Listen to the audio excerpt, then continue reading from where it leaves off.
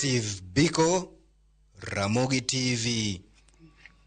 Kama na inya Steve Biko kawuok e county ma Kisumu kom lipota machalo kod mano. Bende maluore kod wach makamano en jod bure county ma Nairobi omedo duondgi e seyo piny owacho kuom tiyo gi teko mokalo e keyo jong'anyo ahinya kokalo mako dinonegi sandogi kanyakla kod nego moko kuomgi. Okang' mobila otiegi e juma ni ne jong'anyo giwacho ni rocho arita mar piny kendo dhi tok ratiro mar jokenya. Ahinya giwacho ni obila monjo jodak e kuonde dak ma ji yuto gi ni piny ma piny owacho e manifesto gi nosingo marito ni mar gine hustlers.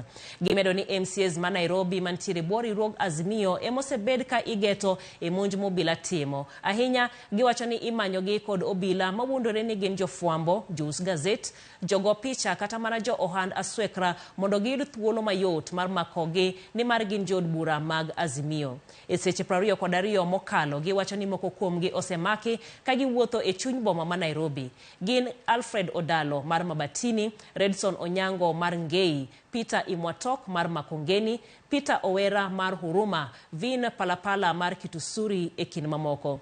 Kopogore kod MCAs, jomamoko mabende obila gi ogeto kendo ondheyo gin Eric Otieno ma en janon omenda, Anthony Otsiula matie apis budget kod Victor Obel mabende tie assembly.